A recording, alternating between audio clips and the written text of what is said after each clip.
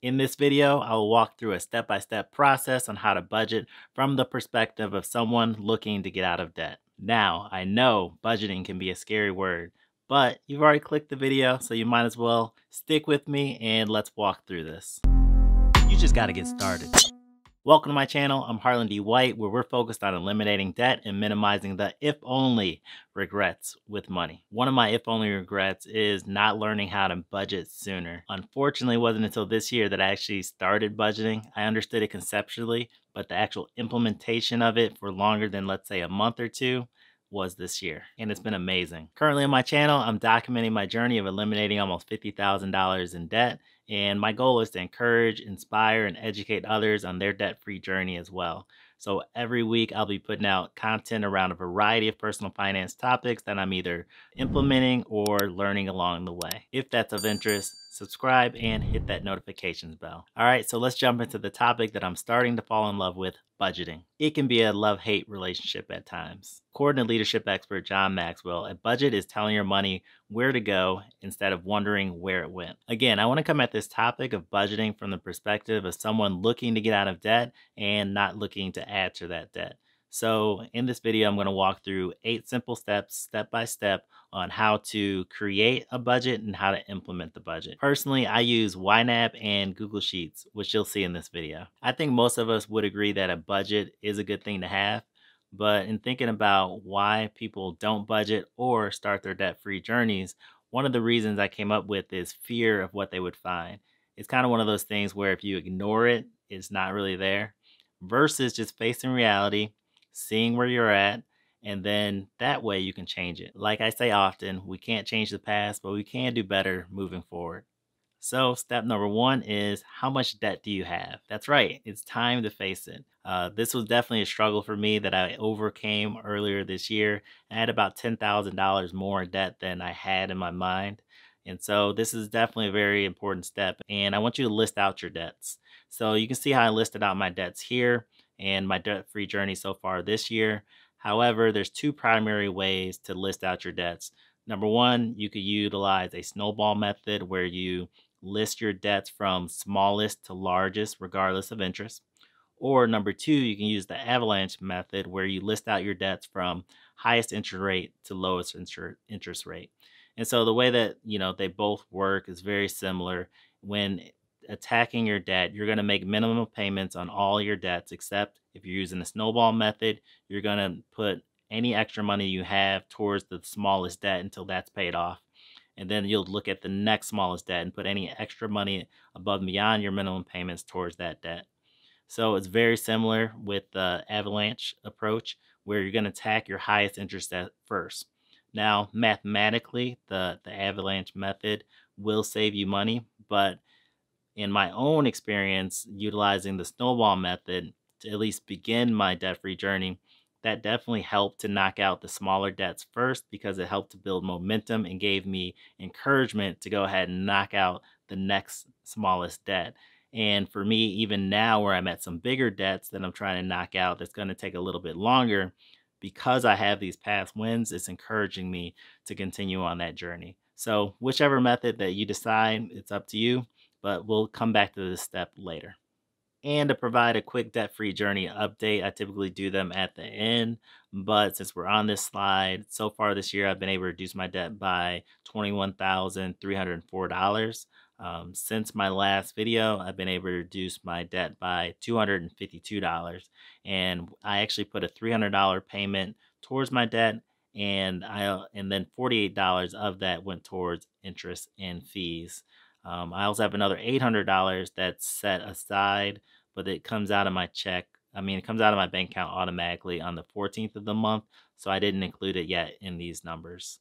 So that's about it. Still making progress on the debt-free journey. So right now I'm at a little over $28,000 of debt that I still need to pay off, but hopefully sometime next year that will be completely gone. Step number 2, how much non-retirement savings do you have? CNBC reported that only 40% of Americans could pay a $1,000 unexpected expense from their savings based on a survey done by bankrate.com. That being said, if you don't yet have $1,000 in your non-retirement savings account, that may be a good starting point. And this is what I would consider your emergency fund to help cover you in cases of emergency. If you do have $1,000 saved up already, depending on the stability of your income, you may want to look to save about 3 months of living expenses. And I have another video up here, and I walk through whether or not it makes more sense to pay off debt or to save money, depending on your circumstance. But this is definitely going to be a personal decision that you'll have to evaluate and decide. And for me, where I did not know how much debt I had at the beginning of this year, I definitely knew how much savings I had at the beginning of this year because it was zero. Personally, this is what I have as far as my current emergency funds, and then each paycheck I'm adding a little bit to that dollar amount. Now, the reason why I started off a video about how to budget for those looking to get out of debt with number one, how much debt do you have? And number two, how much savings you have.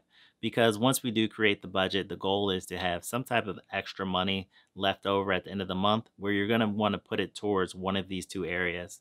You want to start off by putting it towards your savings first until you build up a sufficient emergency fund.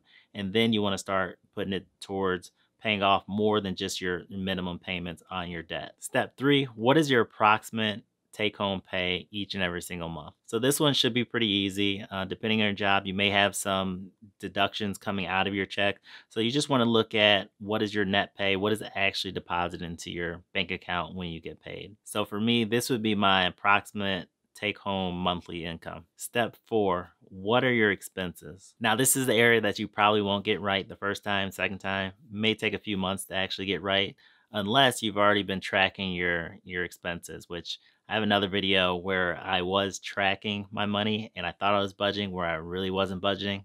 So I definitely learned the difference, and I explain it more in that video. But your budget categories and your expense categories, they're going to be individual. We're not all going to have the same expense categories. So I'd recommend Googling, budget categories, and you should be able to get a good list that you can choose from to jog your memory about, what are your actual expenses on a month-to-month basis, and just write them down. I don't want you to add numbers to them quite yet, but some of the common ones are, rent, utilities.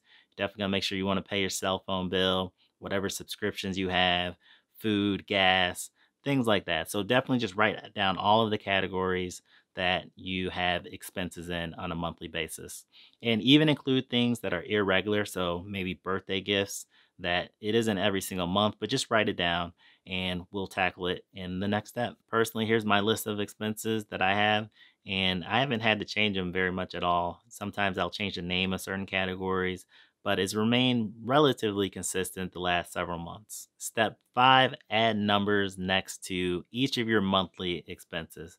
So only add numbers to those expenses that you have each and every single month.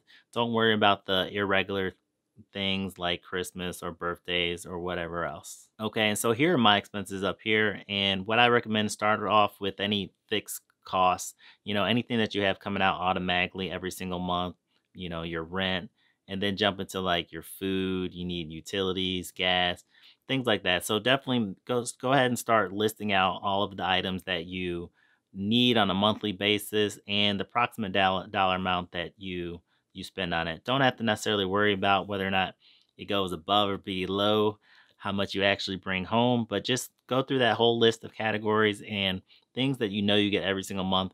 Go ahead and jot in a number for that. Also remember to include whatever your minimum debt payments are, and only include savings if you're already saving consistently paycheck to paycheck. Step six, subtract your monthly expenses from your monthly take-home pay. Is it a positive number? Great.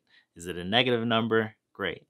It's just a starting point. However, if it is a negative number, this may be an indication that you either need to, number one, reduce your expenses, or number two, make some additional income.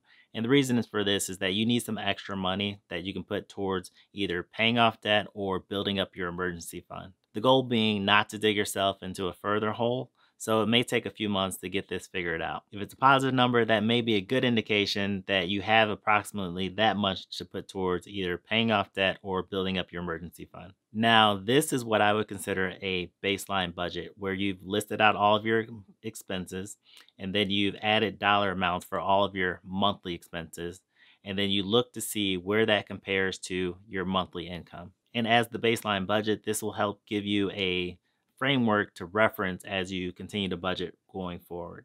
Personally, I like to use Google Sheets for this, but I set it up a little bit differently. I have all of my categories down the very left-hand side, but then instead of just a monthly income, I break it out by paycheck to paycheck, and I like to use it to forecast into the future. Step 7, create a zero-based budget using the money that you have right now. Yes, right now in your bank account, in your wallet. Now, what is a zero-based budget? It's basically a budget where your total income minus your expenses are going to equal zero, meaning that you're going to give every dollar that you have a job, or you're going to allocate it to a particular category. Now, this is going to be a little bit different than what we just created in what I called your baseline budget, because that's really just a template that you can use so that you don't forget that you have certain expenses on a month-to-month basis, and it would help you to get a general idea on how much you spend on a particular category each and every single month. However, for me, this is where YNAB really comes in handy, because if I were to get some income throughout the month that I hadn't expected, or my brother paid me back or something like that, I wouldn't go back to that budget and insert how much he paid me back.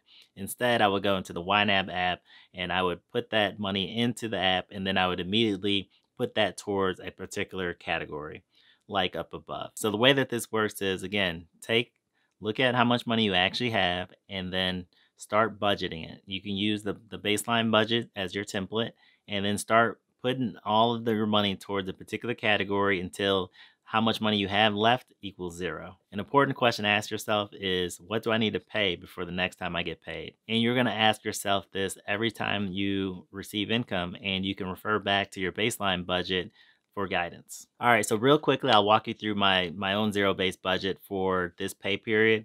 And right now, as a reference, I printed out my budget from the Google Sheets, and I'm going to input it into YNAB. Now, if I were to go through this, the first item that I need to pay is the Adobe Cloud. And as you see, the way that I have my budget set up, these items that I consider monthly obligations, these are things that automatically get pulled out of my paycheck on a month-to-month basis. And so I actually put the dates that I know that they're going to come out. And so if something's coming out before I get paid the next time, then I know that I need to pay it within this paycheck. Car insurance, $316. vidIQ, $10. Blue Cross Blue Shield, $25. Canva Pro, $13.80. The IRS is $800.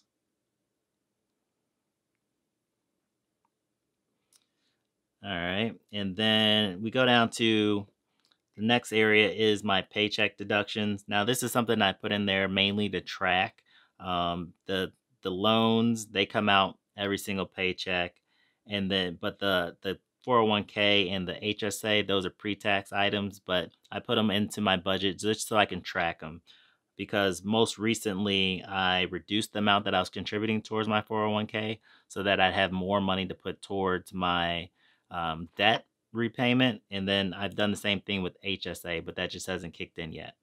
So 401k, 2812, 55, 51, 401k, 4070, HSA, 9615. All right, and then we get down to my debt payments. So for each month, I have a goal of paying at least $1,500 towards that. But because I reduced my 401k, I've added another $100 towards my debt payment. So part of my debt payment is what I put towards the IRS or the federal taxes. That was $800. Now I budgeted additional $300 to put towards that as well. So $300. And as you can see, as I'm inputting these, at the top of YNAB is the to be budgeted amount. So as I enter a new category, it goes down. And so the goal is to keep going until I get to 0. Next one, I'm going to set aside some money for birthday gifts, $50. Charity, $50.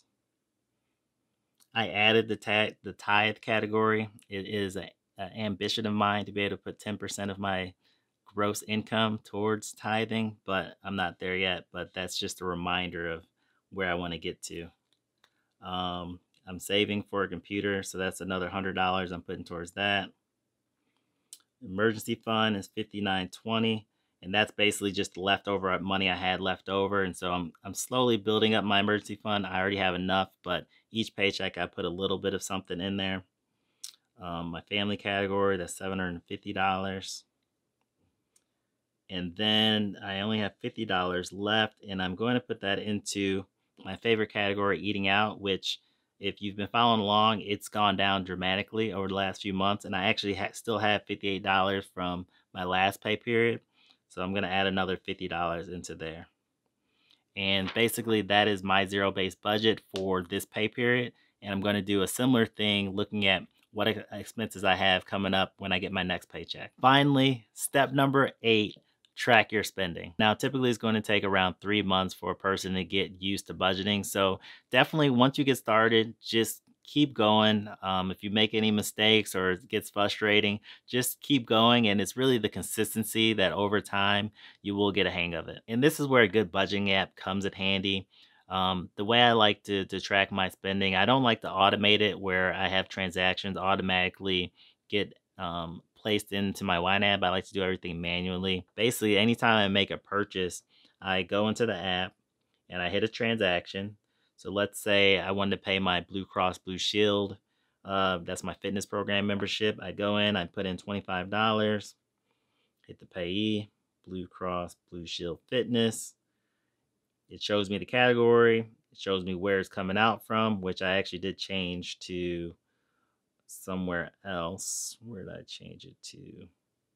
Oh, everything's coming out of this one. And then the date, if it cleared or not, and then save. And then that way, every time I make an expense, then I track it within the YNAB app. And then additionally, for all of my auto payments, I make sure pretty much anytime a transaction comes out of any of my accounts, I get notified. Definitely the auto pays, you know, when I wake up in the morning or sometime during the day, it'll hit. As soon as I see that the transaction comes through, I'll go ahead and input it within my app. Additionally, the goal is to really check to see how much money you have left in your category before you go and spend in that category. So as you can see here, let's say I wanted to go, let's say, go to the grocery store, right? So I go into my YNAB app and I can see that I have $56 that I can spend. And so before I spend it, I see how much I can spend and I look to stay within that amount. However, let's say for some reason that I'm going to spend more than the $56. What I would recommend is choosing another category within your budget and taking money from that category and putting it into the category that you want to spend that money on.